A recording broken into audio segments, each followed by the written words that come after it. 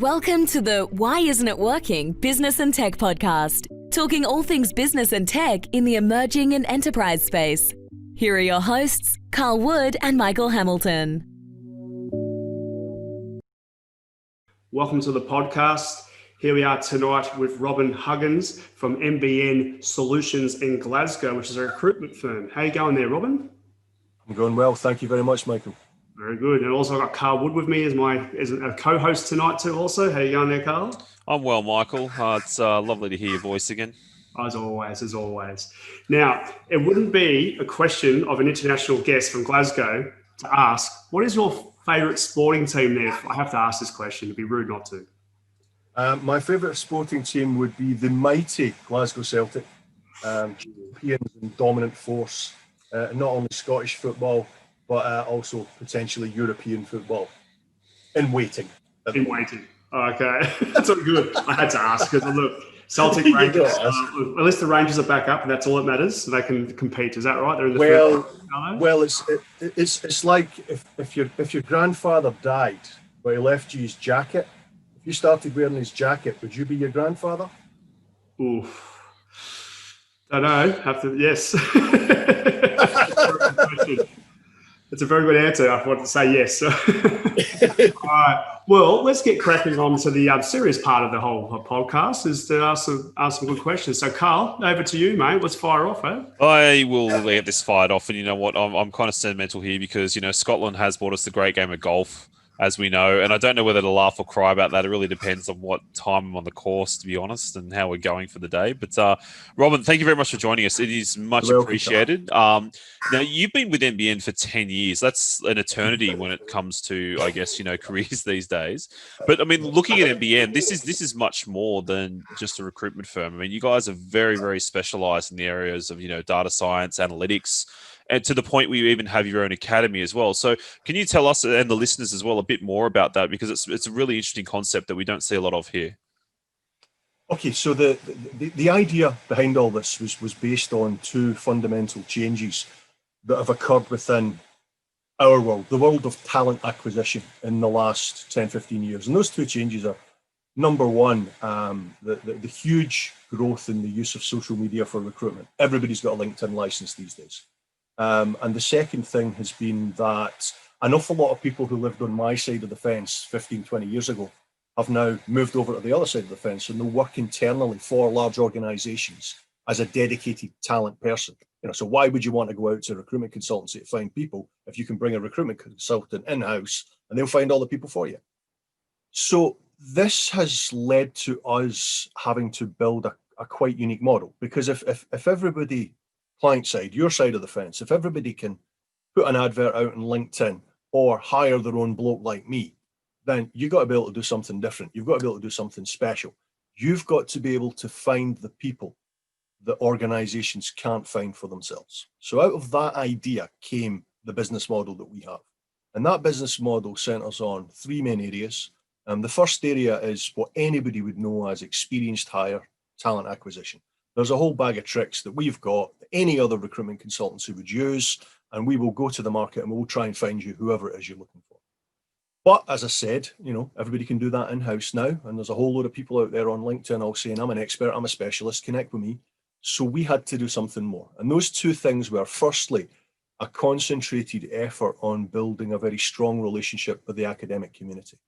If you're going to work in data science, data engineering, analytics, emerging tech, if you don't know what's going on in universities, if you don't have access to people coming out of universities before they've signed a contract, you're not having dialogues with them, if you don't know who's doing postdoc research, if you don't know what direction academia is heading in, then you can't find the talent that other people can't find for themselves. So you got to have that presence. You got to know about academia. You got to know what's going on in there. And the other thing that would give us an additional almost pool of individuals is communities. So if we look at the classic high-end technologist, a classic high-end technologist does not spend all day on LinkedIn. Probably lucky if they log into the LinkedIn profile once a month, because they're busy being a high-end technology person. They don't have time to sit there surfing their feed all day. But what they might want once a month is a beer.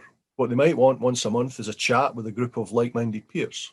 So if you create a forum for individuals to have these conversations that they would naturally have, you give them a topic to talk about or listen to, you give them something they're going to learn, and you say to them, come to our gaff once a month, doors are open, beers are over there, pizzas are here, tonight's talk's this bloke is going to talk about that. You will naturally build a connection, almost a soul connection with a whole group of individuals who every now and again will genuinely want to have a conversation about their next career opportunity. So by putting these three spheres together, the experienced higher academic stuff and the community stuff, by putting them together, we can now genuinely, hand on heart, say to a potential client, yeah, we can find people you can't find for yourself. Yeah, they all say that. What do you mean by that? And then I explain the model and they go, okay, you're right. Go find me one of them. And then it gets tricky. So that's it. Oh, really? It's amazing. And I guess it's interesting you mentioned LinkedIn because, again, that's kind of been where a lot of recruiters are trading, connections like battle cards now, where I've got 10,000 or 20,000, but that human element always seems to be missing. So it's interesting that you've come back to, the dedicated workshops, the topics of interest, and also actually building that human connection, which is kind of, obviously difficult in the current times, but still, I think very, very relevant as well. So that's great to hear. The human connection is massively important. Our managing director, my mate Pete, has a very, very strong philosophy on this. And if you look at significant life events, there's normally 10 significant life events and people need support in these life events, getting married, buying a house, all this kind of stuff. One of those significant life events is moving jobs.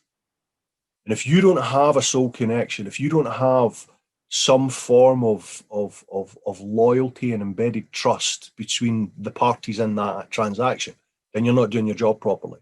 If somebody's been in a gig for 5 years and you're trying to get them to move to somewhere else, that's an important life event. So you got to take it seriously.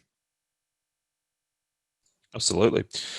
From your market, and I guess coming into the Scottish area, and obviously that's the area of expertise, what are some of the demands at the moment in regards to technology skill set? Obviously, you focus very heavily in the data analytics sector, but is there now a big push into AI and ML in that space as well, leveraging efficiency for data and integrity, all these sort of things? Is that starting to build its way now into your area? Yeah, absolutely. So where we are on the curve, if you like, is probably over the last say the last 5 years. So if we look back 10 years ago, I think what we would probably see would be a lot of reporting functions, a lot of centralized reporting functions, reporting finances or reporting, management information. And then that gradually started to move towards more generalized data science about 5 years ago. So effectively, a whole load of organizations realized and recognized the importance of their data asset and started building capability around it. And that's now evolved, it's progressed and advanced. And what we are now seeing, particularly over the last 2 to 3 years, has been a real focus on some of the more cutting edge data science practices. So machine learning, as you've mentioned, artificial intelligence, RPAs became majorly sought after. We're also seeing quite a lot in some areas such as deep learning, reinforcement learning, computer vision.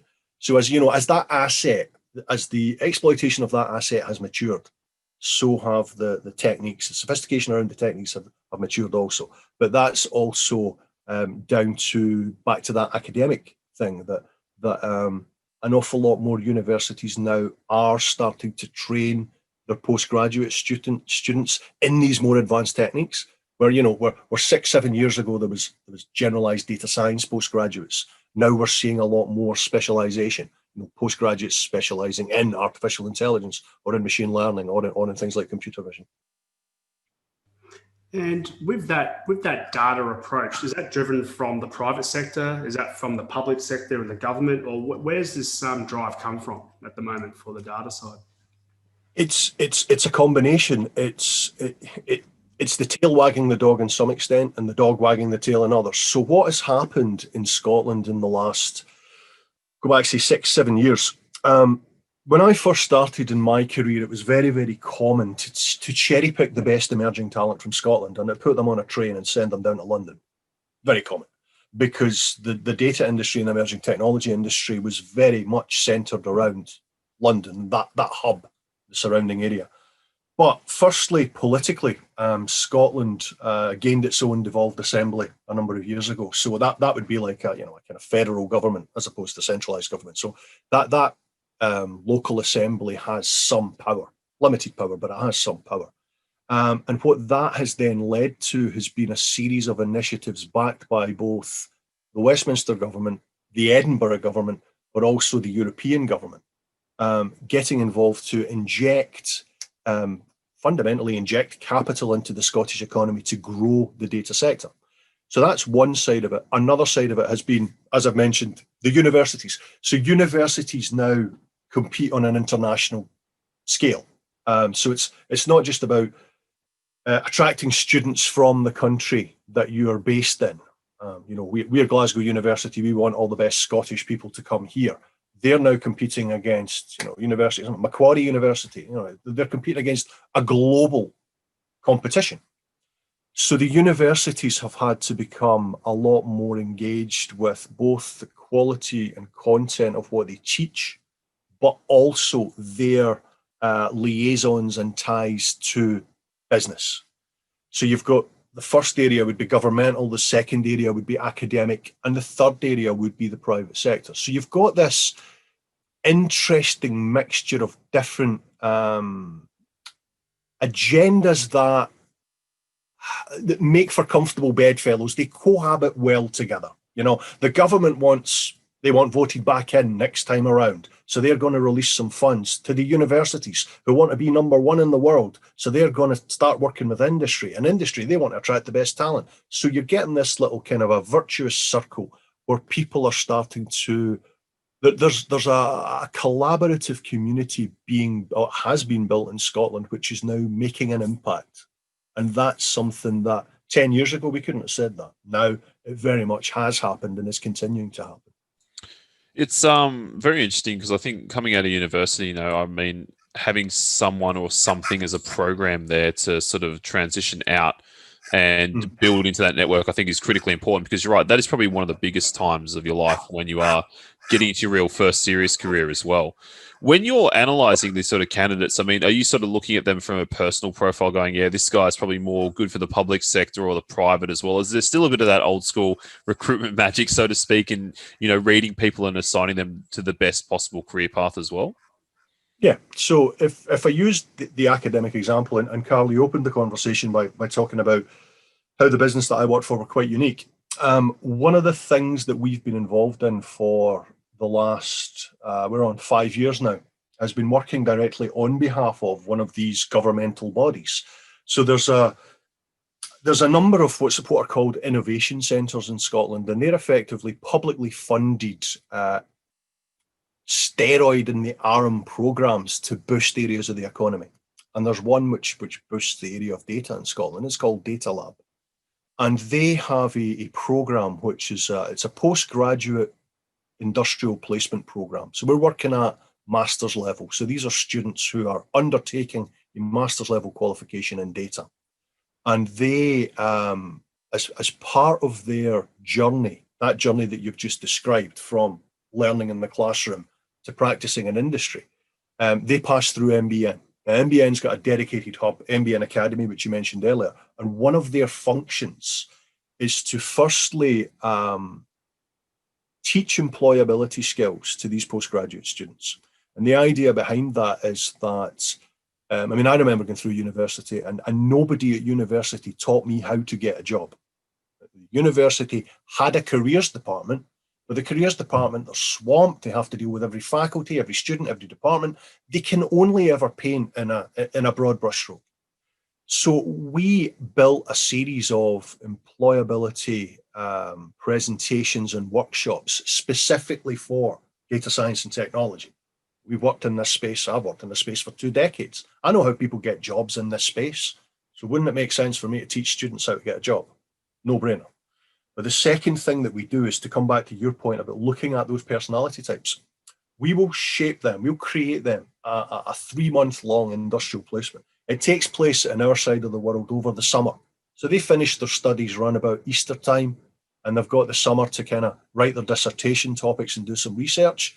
If they choose this path, they'll go out into industry. So before they go out into industry, they're not just thrown willy-nilly anywhere we like.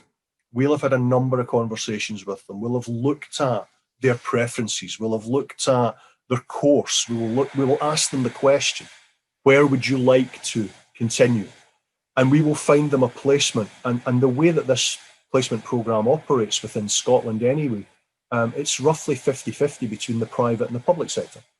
So in the public sector, we've also obviously got the governmental departments that sit supporting the Scottish Parliament. We've got the health service. We have a nationalised health service in Scotland. So there are a number of opportunities in there for data-skilled individuals. It could be even down to some of the smaller departments that are at a local level. Most of our large cities will have council bodies that will have robust structured technology teams. So we'll take the student, we'll work with them to understand their direction of travel. We will inculcate some strong employability skills into them so that they can have dialogues with blokes like you at a sensible level. And then they move into their placement. And it's very much a case of almost try before you buy. They get an opportunity. If they think they really want to work in government policy, they'll get an opportunity to spend their summer working in government policy. And so by the end of that, before they begin their career journey proper, they now have, firstly, an understanding of whether or not that is the right role to their personality type. But secondly, and more importantly, they now have a war story to tell. Because we all know at our end of the career journey, we've got somebody tells us to tell us about it. We've got war story after war story. We've got the experience. We know how to talk through that experience to get the next gig. Well, how do you square that circle with somebody who doesn't have any experience? Well, you give them it. You give them 3 months, a project that's dedicated in an area that they're an expert. Well, they're gaining expertise in, and you allow them an opportunity to build that little war story. So when they go chapping on the door for a full-time job, they're not talking in the hypothetical anymore. They're saying, yeah, I worked on a data project for the last 3 months. It was in this area of government policy. These were the challenges. These were the solutions. This is what I found hard about it. And it's been massively successful. It was an obvious bit of common sense thinking. And as a consequence of that obvious bit of common sense thinking, and the second area that was really important was collaboration. Because what we are very, very good at is, the people in the room that this conversation began with, a private sector recruiter, a government policy person, somebody from an education establishment. And we all got together and it was like, right, how do we fix this? This is how we fix it. And the model's been hugely successful and continues to grow year on year on year. And you're finding, so you invest a lot of time in the students and in universities, and it's a very good collaboration and relationship, obviously, that you invest in. So obviously, Karl and I have been for a fair few episodes at the moment, and the common theme that's come up with a lot of the hiring has been soft skills, okay? Training on soft skills. So yes, you get the skills on the IT side and learn how to code and all that, but that's the number one thing that's popped up. So is there anything that you do on soft skills to help bring the students up or new entrants into the workforce? So things it's a strange and interesting one, because I've got a little bit of it's not an issue with calling them soft skills, but I just think that by a constant reference to these soft skills as being something different to the technology skills, I think we almost set the wrong tone for students. To my mind, if you are a data professional, you have a bag of skills. And those skills include communication skills, negotiation skills, interpersonal skills, emotional intelligence skills, and they include a whole load of techie stuff. Now, if you don't have these, we'll call them soft skills for the case of the conversation, if you don't develop them the same way you develop your technology skills, it doesn't matter how good you are at techie stuff if nobody's going to listen to you. It doesn't matter how good you are at deploying stuff if nobody wants to work with you. So we've always taken that hugely seriously. We've taken it seriously because fundamentally it's what our clients are telling us. And if you work at the sharp end of the knife the way we do, and you've spent a lot of time maybe working on an assignment for an organization, and then the reason you don't get somebody over the line is because, well, the tech skills are up here, but the soft skills are down here, and we just couldn't hire that bloke. That can be a hard pill to swallow. So what we've always done is said, look, it doesn't matter whether you're, a software dev or a DevOps person, or whether you want to be a data strategist or build machine learning models. It's an irrelevance. You're a business person first and foremost, because you aren't going to be working. The majority of them aren't going to be working in a shed at the end of the garden. They're going to be working in complex organizations full of people. So let's not neglect those people's skills. Where that challenge can become particularly pronounced is because naturally the personality types that are attracted to the high-end tech and the high-end data university courses are often people who are slightly introverted by nature anyway. So you got a bit of work to do. And that's where, firstly, that whole employability program, it's built on a foundation of let's get collaborating, let's get talking, let's get presenting, let's get practicing now. And then we will put them through the program where they go and work in industry, where there's a really sharp, pronounced focus on developing these soft skills. And that's in answer to industry, because it's the most common theme that we will deal with in webinars like this, in the private conversations we have with business leaders. It's that classic problem of technology can only be successfully deployed within the business if the business wholeheartedly buy into the benefit that technology can bring. And that doesn't happen by showing somebody a demo. That happens by interpersonal relationship building. So it has to be, it's a fundamental and foundation of anything that the individuals in this space do. The challenge is, as I say, I mean, I'm a naturally outgoing showman type guy. It's easy for me. I could step into a room with 100 people and I'll talk naturally. So it's how do we help people who maybe don't feel natural in that realm?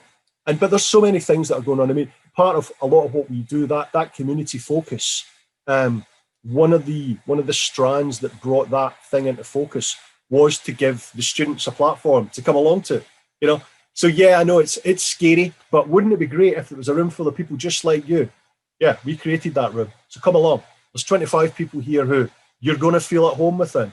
And then part of the employability stuff that we teach, the third session of employability that we teach, is all around networking.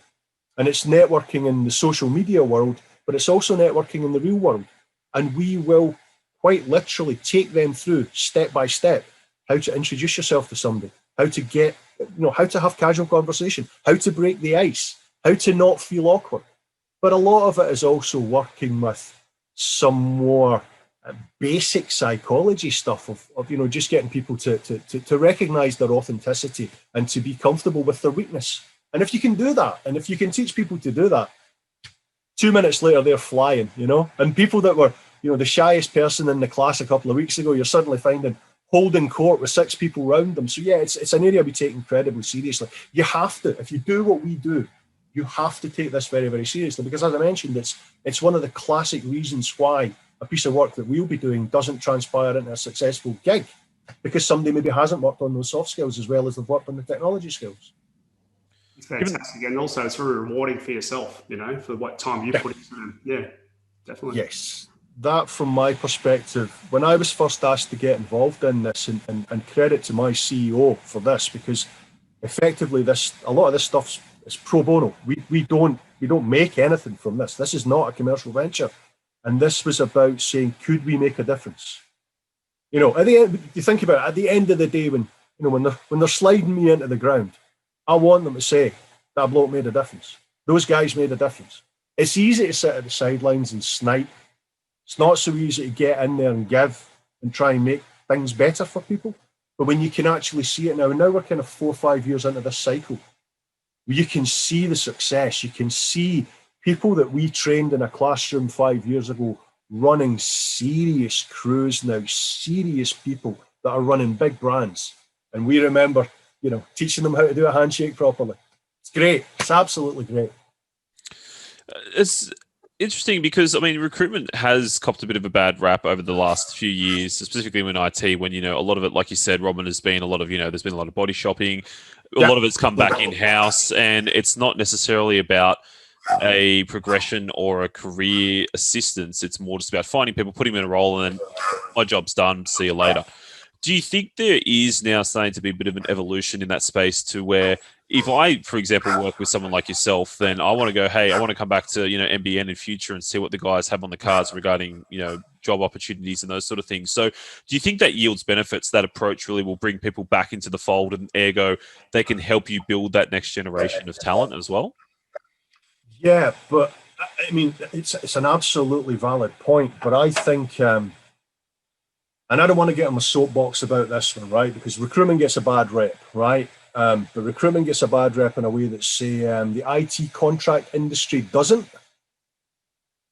It's true. Right?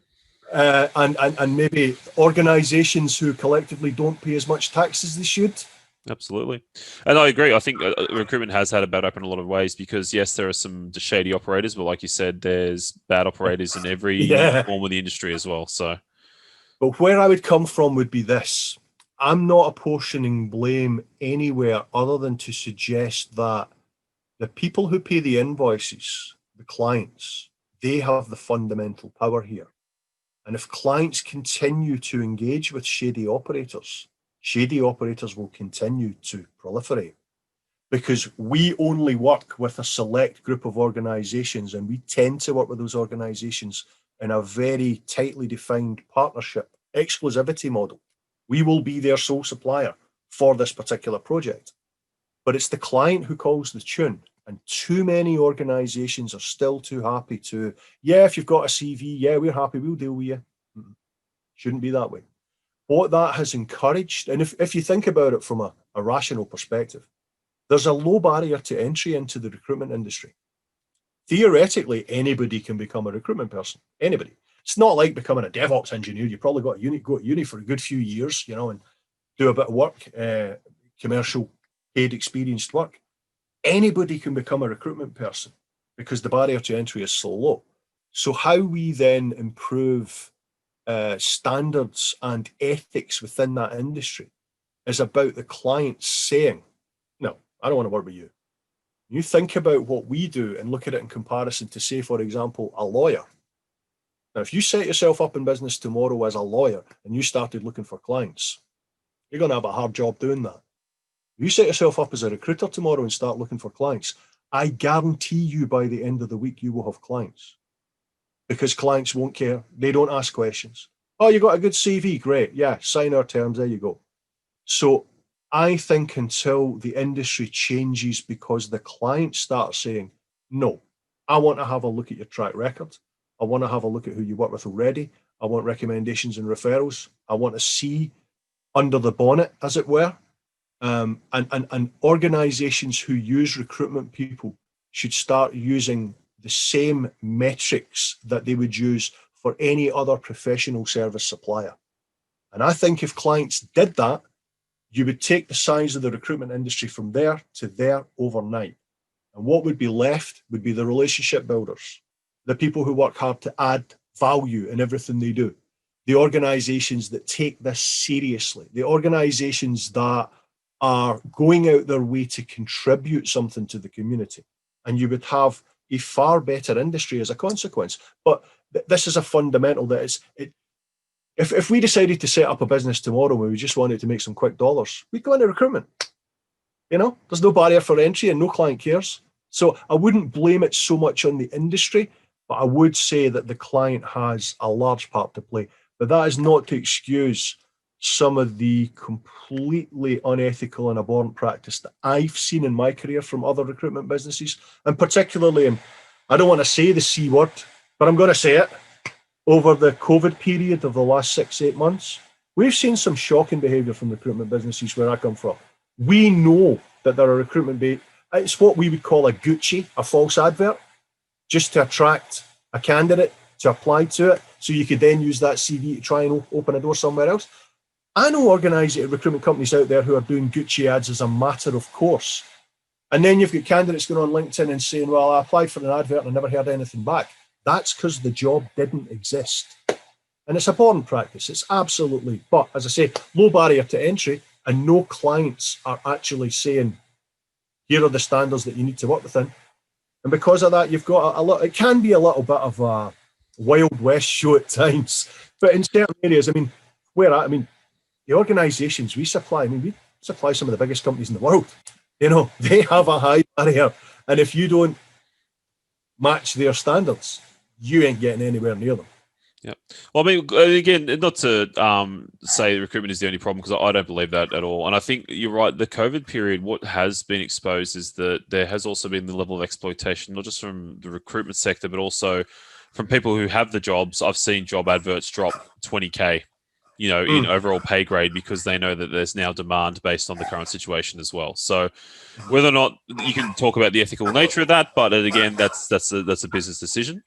And I guess the main thing that I've seen and who we work with, myself and Michael, has been the people you can tell who gives a damn. And it does make a difference in, hey, I'm not going to send this guy because you know what, it's not quite right for what you're after. I'll keep looking, but, I'll give you guys a buzz when we have someone who's, exactly the fit you're after. And I think for me, that's always been the thing you buy from people, and people who invest in the recruitment space are obviously going to continue to be and deliver good value. If to me, and to go back to that idea of the soft skills, the hard skills, if technologists need to acquire new talent for their teams, then that's a part of their job. And nobody's going to expect a technologist to be as good at it as somebody who spends all day, every day doing it. So what you need there is a technologist has a mindset, an attitude, a personality, a culture, if you like, and they need to work with a partner that gets that intuitively. Because the recruitment partner has to go to the market and see the world through the technologist's eyes. Because fundamentally, the person that the recruitment person finds is going to work for the technologist. So where you can do that well, it's a brilliant partnership. It really works well because it allows the technologist to focus on doing what the technologist does, while the people person, if you like, the recruitment person, goes to the market knowing exactly what good looks like. And there's always going to be some areas of flex, particularly if you think about the often transactional nature of the process. A recruiter will look at an individual's CV and see something in that CV that's worthy of a conversation. Now, I've had a conversation that's lasted over an hour, and I'll then try and translate that back to the technologist. And you have to be really adept at trying to say, well, look, I know the CV says X, Y, Z, but there's so much more there. I spent an hour talking about it. I think you should really meet this person and have a chat with them over a coffee, and you'll hear what I heard. And that's where the partnership model works so well. And if you've got suppliers that can do that and you trust each other, then it's a brilliant model. And sometimes the answer will be not quite right. Great. Next time around, we'll maybe have a look at it again. But that, I would just say it's exactly the same as any other professional services provider. It should be about a mutual, it should be a peer level dialogue based on acknowledged expertise on both sides. And that's where the best of these relationships work. That's coming back to that model of if the industry went from there to there, what you would have in that bit would be peer level conversations of mutual respect. And that's when this thing really comes to life. And when it works well, it works fantastically. And to come back to the point about, these important conversations, where this works well, it changes people's lives. And that's one of the reasons why we do it.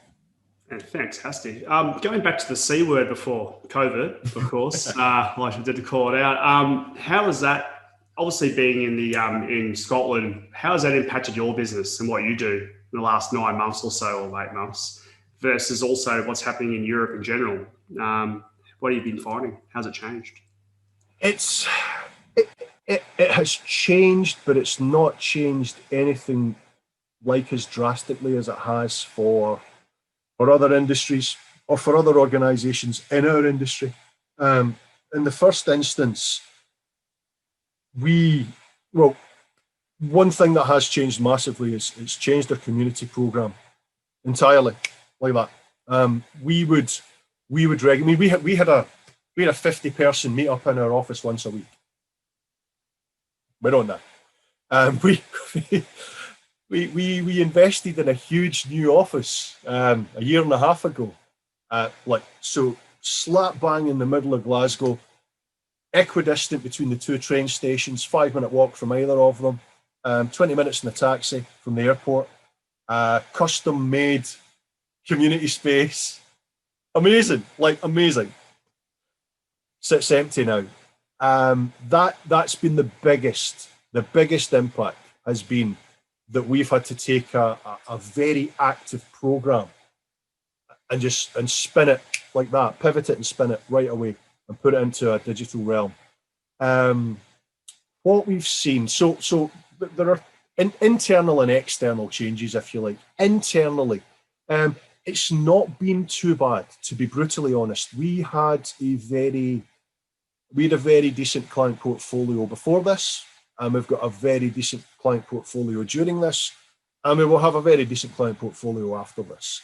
We're very fortunate in that we recruit in the areas we recruit in, where the disruption has been minimal. And in some cases, we've actually seen hiring hasn't stopped. It's not paused. It's actually increased. So we've been very fortunate externally for that reason. Internally, it has been a challenge because to come back to that importance of those soft, collaborative people skills, we're a tribe of touchy-feely folks who like to be together. This best part of 25 of us in a big room, and it's buzzing and it's vibrant, and there's a scrum going on over there, and there's a presentation over there, and there's a couple of people arguing at the coffee machine. We've got a busy, active office. So from a managerial perspective, particularly around the training and development of junior members of staff, that's been more difficult than we would have liked. We do a mentoring system, a buddy system. It's quite hard to do that when you're all like this. So externally, it's not been too bad. Internally, there's been one or two hiccups, but nothing that an agile organisation can't cope with. But what we've seen as we look beyond that to Scotland as a whole, then the UK as a whole, then Europe as a whole, the P word politically, we've had some very firm and direct leadership from the Scottish government. And like it or dislike it, agree with it or disagree with it, they've been very firm and very consistent, but the Westminster government hasn't been.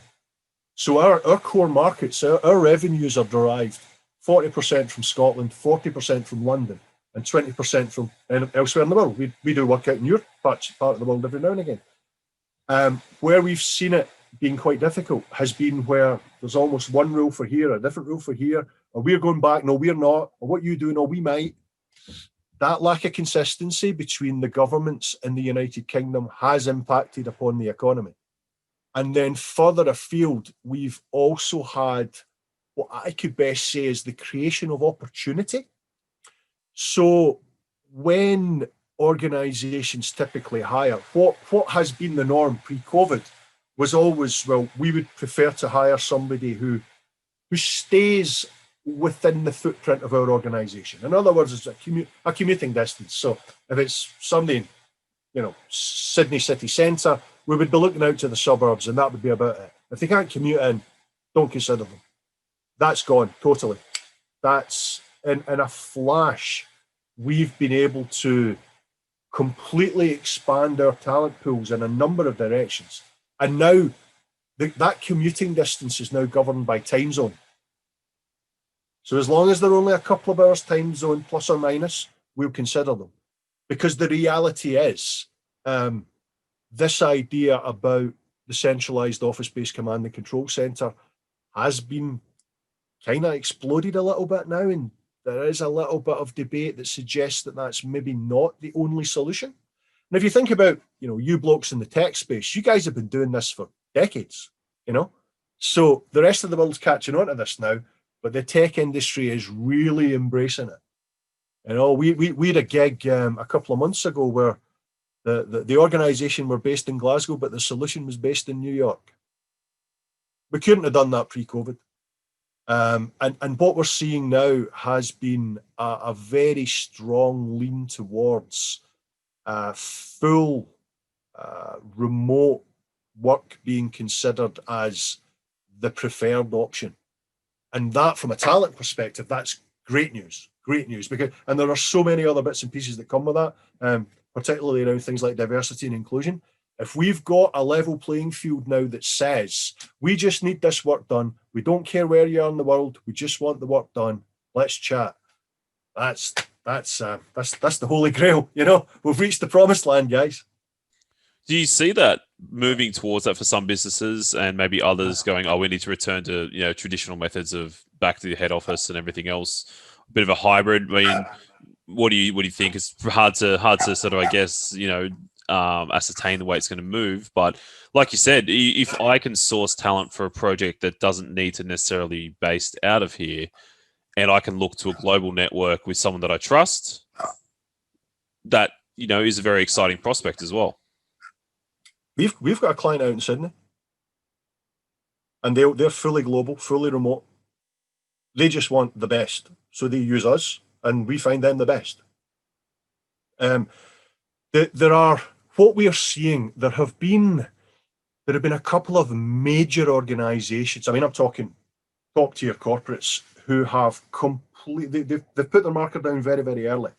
And I don't know if you guys remember back to the beginning of all this, and I don't know what it would have been like out your neck of the woods. But at first it was, well, this is going to happen and it might be 12 weeks. Then this is going to happen and it might be 3 months. This is going to happen and it might be 6 months. It was like mission creep. It kept going a little bit. A couple of organisations just put the marker down and went, boom, we won't be returning to the office until Christmas. And then, boom, we won't be returning to the office until summer of 2021. And then, boom, we're not coming back. So the way these things normally operate. You've got the big monsters at the top that will make these grandiose statements, and you've got the little guys at the bottom who are agile enough to just go, we'll just do our own thing. And in the middle, you've got everybody else. And what's happening in the middle is some folks are looking up, some folks are looking down, and they're all seeing this. Karl, to your point, if I had a dollar or a pound in my hand and I was betting right now, if we were future gazing here in 5 years' time, the hybrid model will be the norm, because you're balancing up two things here. You're balancing up, number one, giving yourself as an organization access to the best talent. That's point number one. And if you do the hybrid model, it gives you that. But what the hybrid model also does is it says we treat our employees as human beings first and foremostly, and we recognize that those human beings do need to cohabitate and in a community sense at least some points in the week. So what we'll do, everybody, is we'll say, work from home all you want and come in when we need you, maybe once a month, once a week, once a fortnight, once a whatever. Get together with your mates, have a chat, have a beer. Because if organizations move to that hybrid model, you get the best of both worlds.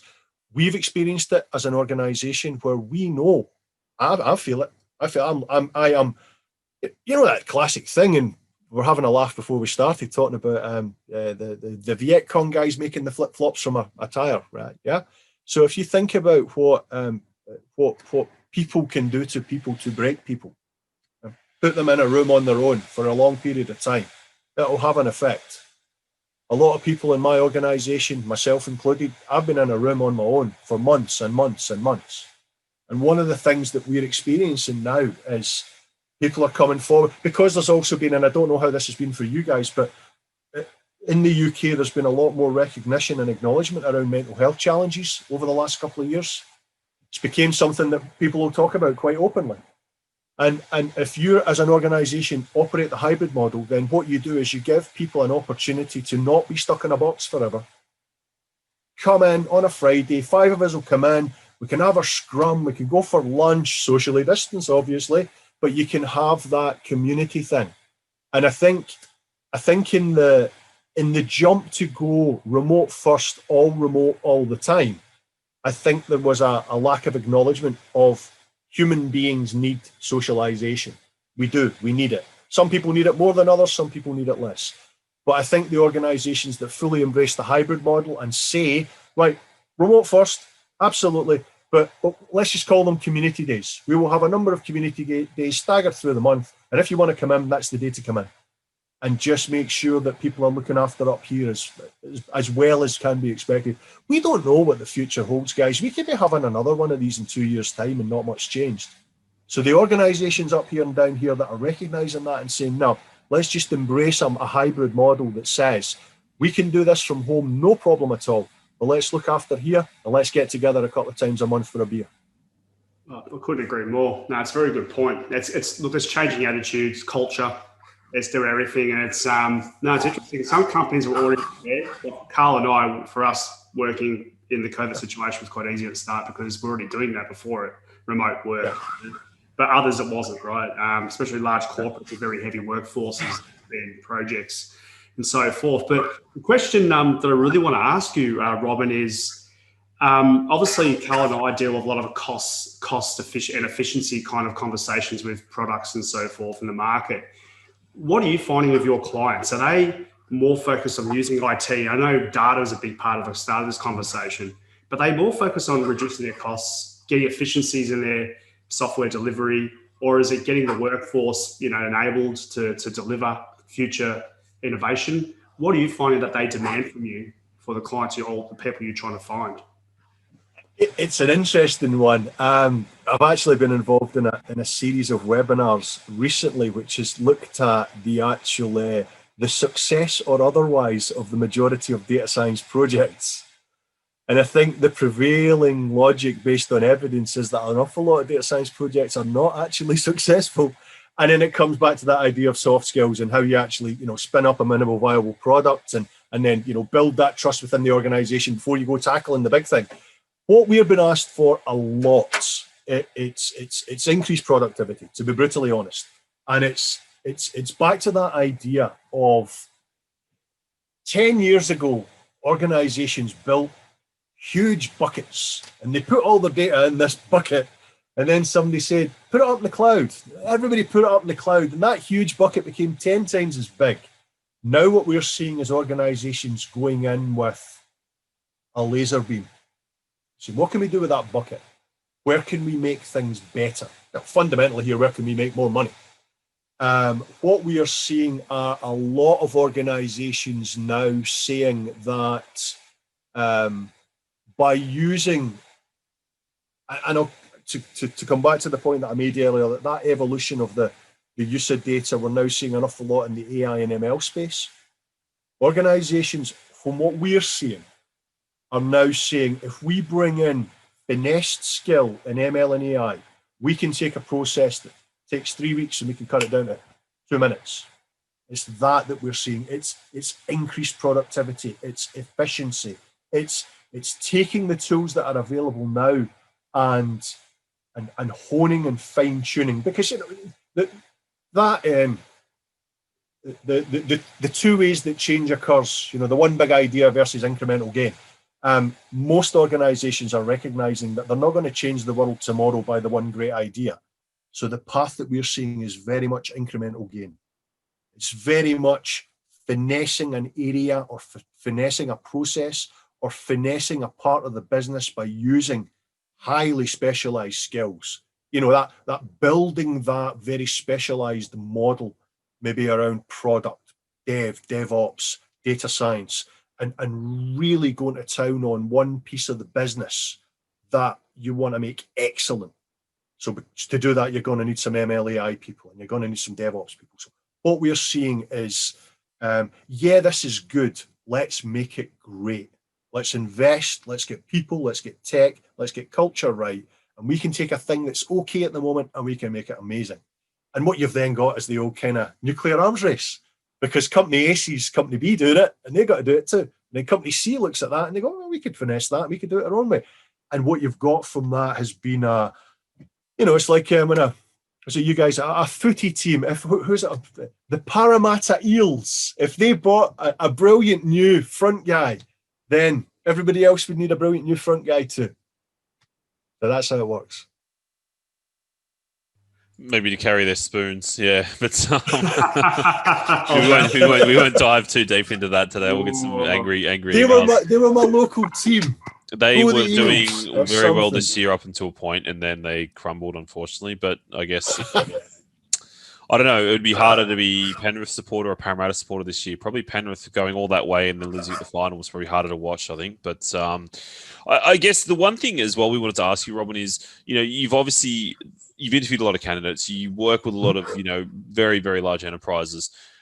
The people who are successful, I guess, the first time, is there a common consistent thing that they're doing, whether it's, CV formatting, presenting themselves, the way they present themselves? Is there a common theme of the people that are successful and usually nail it the first time when they are going for an interview? Do you think there's, a bit of secret sauce there? Yeah, there is. There is. And it comes back to the reason why we started teaching this in universities. The people who are successful at this treat it as a life skill. It's like, how could I best equate this? People who are successful at life have a toolbox of life skills that they've worked on. For example, I know, Michael, you're a parent. Karl, are you a parent? Sorry, Are you a parent? Do you have children? Yes, 2 kids. Yes. So you will be adept at first aid. Yep. Yeah. As a parent, if you don't know what you're doing with first aid as a parent, you will fail. So to me, first aid should be something that we teach our kids in primary school. So by the time they become parents, they're paramedics, practically paramedics. The people who are good at this treat employability as a life skill. It's something that, and the classic, we spoke about moving that person after 5 years in one gig and the importance of that life event. People who are good at this don't take 5 years to update their CV. People who are good at this take one night, maybe every 6 months, crack open a beer and just top up their CV, top up their LinkedIn profile once every 6 months. People who are good at this know that if you want the perfect gig, you don't send off one CV and go for one interview.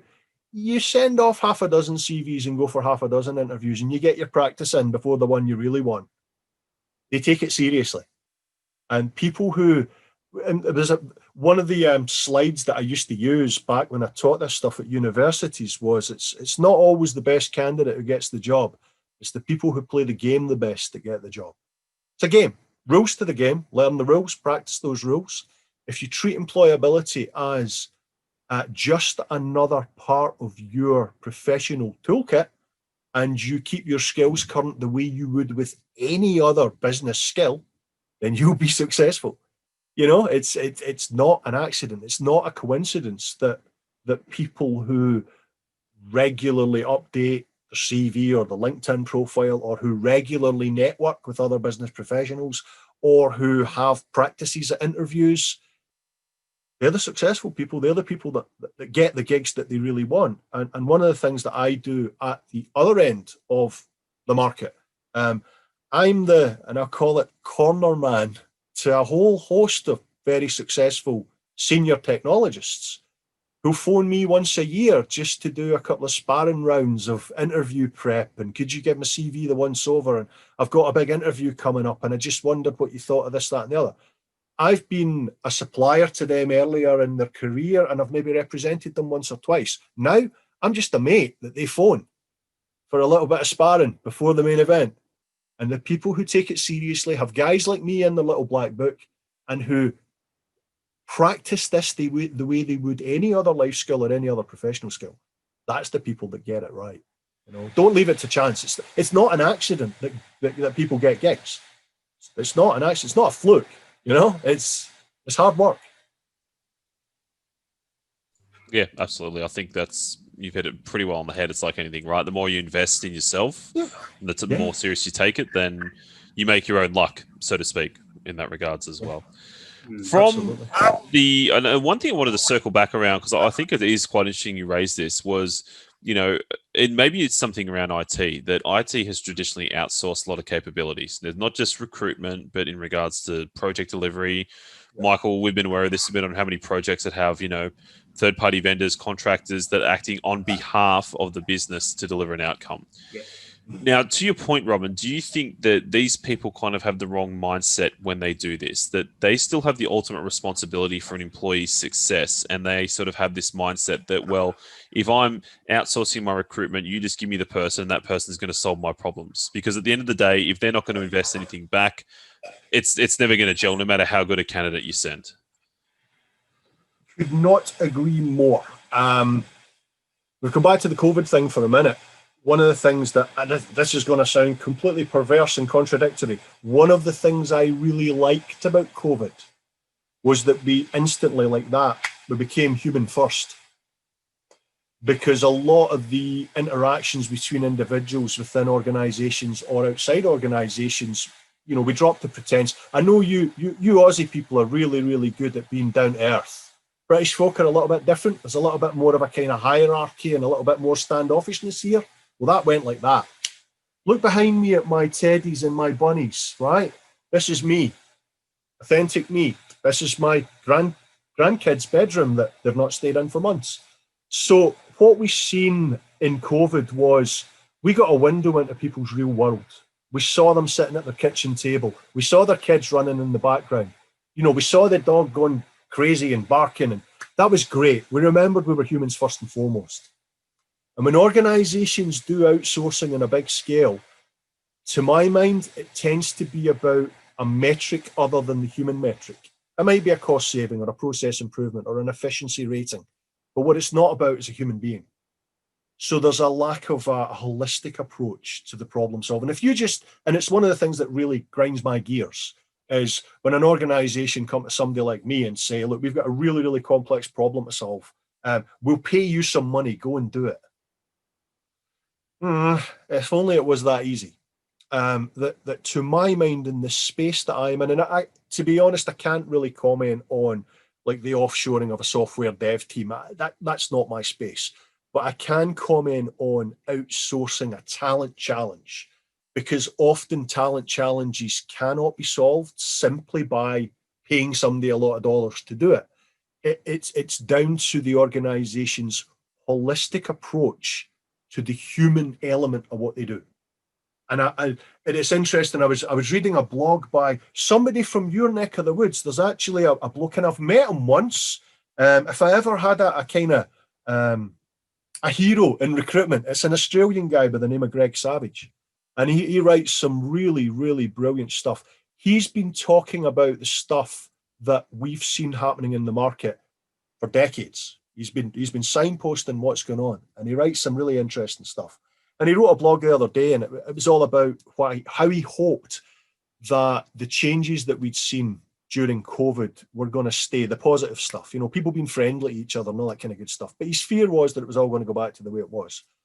I hope that businesses or organizations' approach to the talent challenge stays as human focused as COVID made us. But I don't think it's going to be the case, because they're going to move back to that idea that, well, yeah, you know, it's a tricky challenge, and if we just pay those guys over there, they'll solve it for us.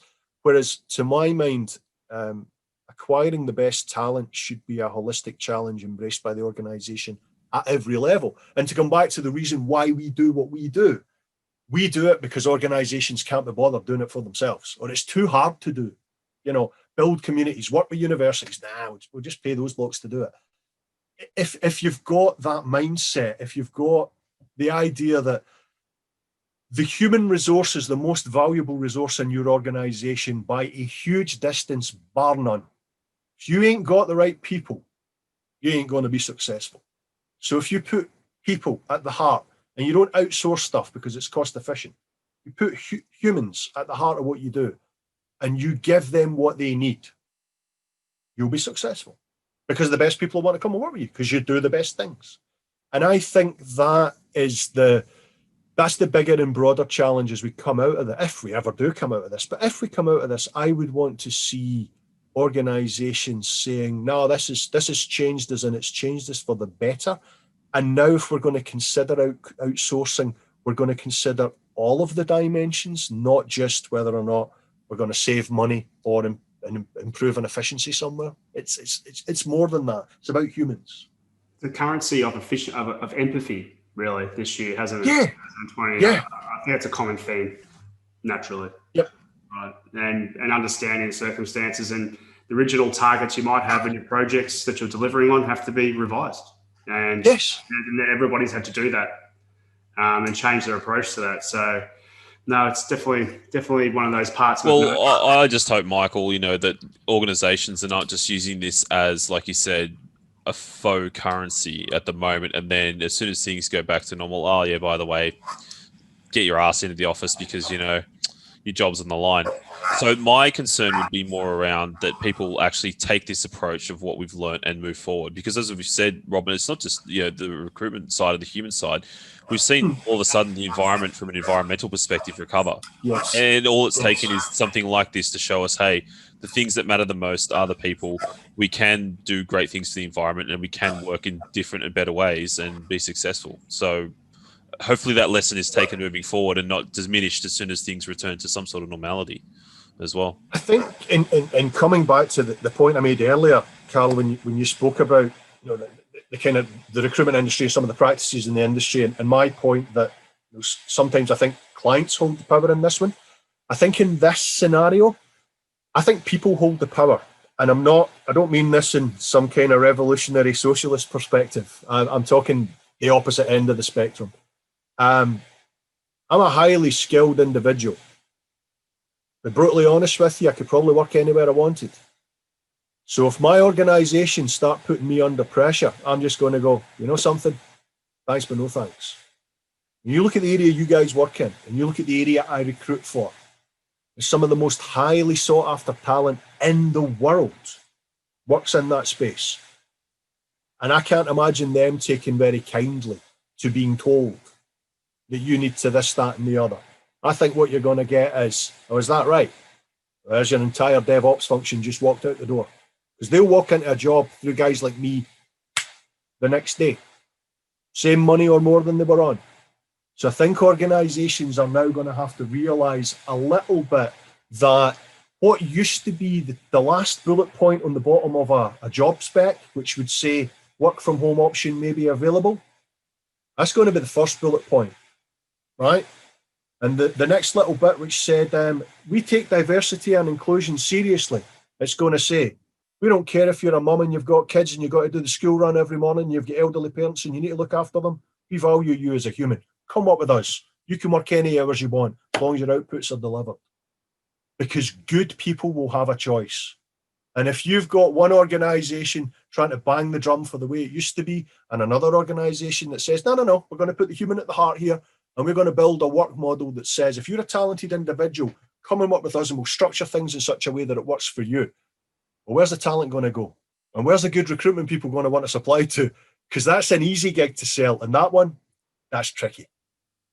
The people will have the power here. I guess it's also the education of, letting people know that they do have the power, right? Because that fear element will always, be in the back of the mind that, and I mean, how many people have you spoken to, Robin, that, that fear element has stopped them taking the next step as well, potentially into the next, leap of their career? It's a very interesting point. And to come back to the reason why we built the stuff that we built, there's a school of thought, there's a lot of research that's been done on this. And the shorthand for this is if you think about if you think about the talent for any skill set, and let's talk for data science here, the data science talent pool, you can divide it into thirds.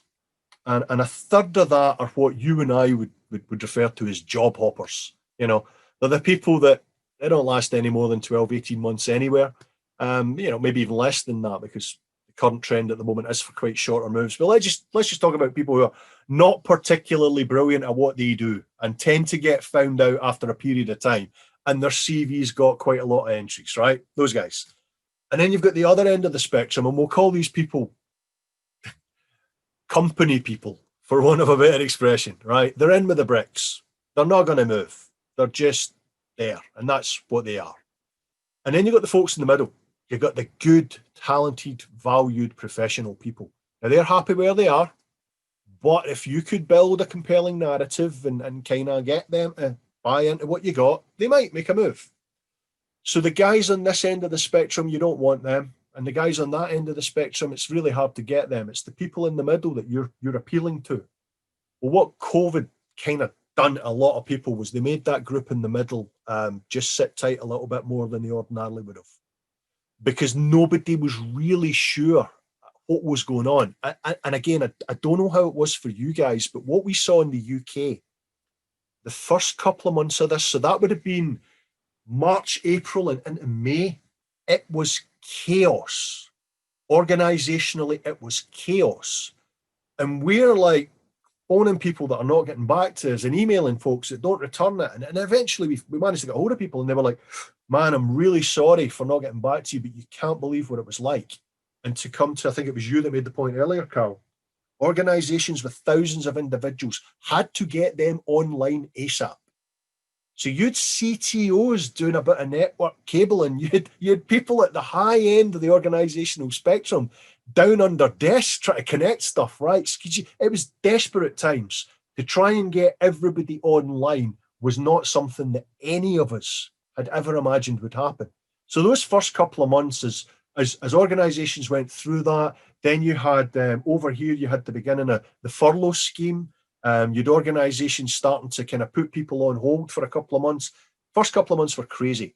So that affected the talent market, because in that first couple of months, if you're in that middle section of talent, you're going nowhere, because it was very uncertain. And then towards the summer and then into autumn, a sense of normality started to return. People were coming back from furlough now, and everybody had got their heads around both the technical and emotional challenges of working from home, and everybody had went, okay, this is doable. So that group in the middle, suddenly they started thinking, right, okay, I'm going to be okay whatever I do here. I might take that recruitment guy's call now. I might have an opportunity and explore it a little bit just to see what's out there. So yeah, you're always going to get that those thirds, if you like, but what happens in the world affects how those thirds react. And it's that group in the middle that we try and engage most often. The good people that are in jobs and they're really, really happy. But if somebody had something enticing, they would at least have a conversation. And we're starting to see some very positive signs, very positive signs. I think, yeah, that period was really critical. And I guess in Australia, we had the same thing where there was a lot of uncertainty. A lot of businesses kind of went into, I guess, an effective cutting mode where we had a lot of people that, may have either had redundancies or unpaid leave until a government stimulus sort of kicked in around, I think it was around the May, June mark, which has still continued forward and been extended to March next year. So that stimulus has kind of given people a bit of breathing room. But there is a real big worry, actually, Michael, and you've probably read about this, that as soon as that is over, that there's currently zombie businesses operating due to this stimulus. So I don't know if the same is in Scotland as well, Robin, but this is going to create a very, very interesting point in the market come March, April next year, once the government subsidies are effectively brought to a close. And I think, like you said, that middle area of the market is either going to have to really think a lot earlier, really, they should be thinking now about, that move, or, replanning on what that organization is going to do once that money dries up. Yeah, and again, back to the areas that we operate in, we think the impact will be probably less than it will be in other areas, but in other areas, the impact will be huge. And I'm thinking here of, one of the big conversations that's happening in Scotland in particular at the moment is around hospitality, is around, pubs, restaurants, it's around entertainment places, it's around aspects of our life. When's the last time you went to a gig? I'm a music guy. When will I ever go to a gig again?